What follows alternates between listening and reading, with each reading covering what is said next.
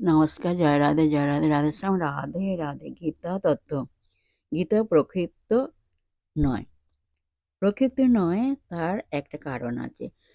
শাস্ত্রপাঠে দেখতে পাই আমাদের দেশে দার্শনিকদের একটা অসাধারণ গুণ ছিল। সেই গুণটার একটু আধটু এখানকার দেশীয় ও বিদেশীয় দার্শনিকদের জীবনে এলে তাঁদের নিজের এবং অপর সাধারণের পরম লাভ হয়। আমাদের দেশের দার্শনিকেরা শুধু বুদ্ধি দিয়ে কোনো বিষয় প্রমাণ করে নিশ্চিত থাকতেন না, যাতে সেটা জীবনে পরিণত করতে পারেন তার চেষ্টা করতেন এবং পরিণত হওয়ার পর ওই সত্য জনসাধারণে প্রচার করতেন। শ্রীকৃষ্ণের জীবন দেখলে বুঝতে পারবে তিনি গীতাতে যা বলেছেন তার জীবনের প্রত্যেক ঘটনাতে তা অনুষ্ঠান করে তার সত্যতা দেখে গিয়েছেন।